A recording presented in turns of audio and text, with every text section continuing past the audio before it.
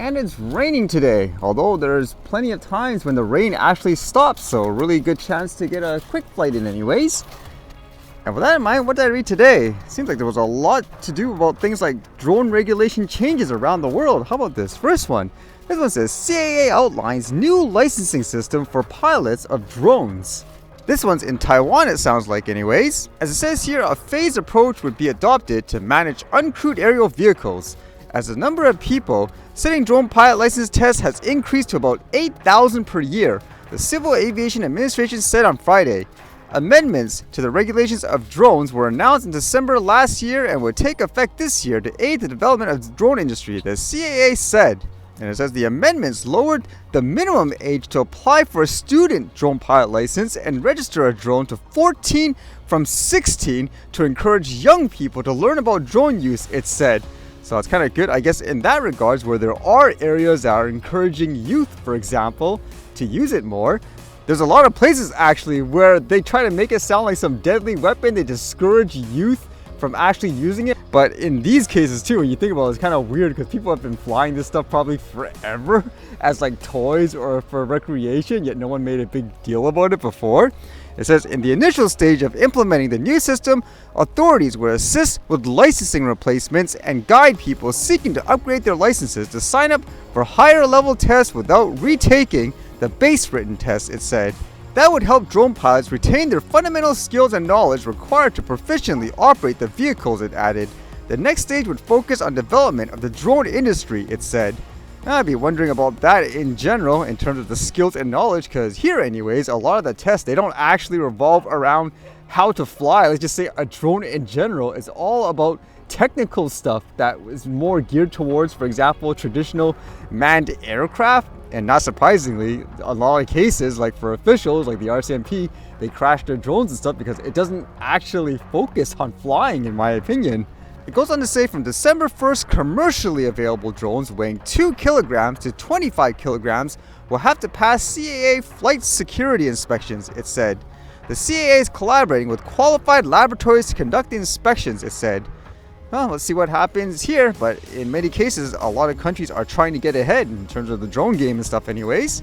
And then more in terms of, I guess, drone laws and so forth. This actually gets you to think whether or not it's going to work. It says, drones required to be registered in Cambodia after attack plot foiled. Cambodia has required users to declare their unmanned aerial vehicles or drones at local police stations after a drone attack plot on the residence of Senate President Samdech Techo Hun Sen has been foiled.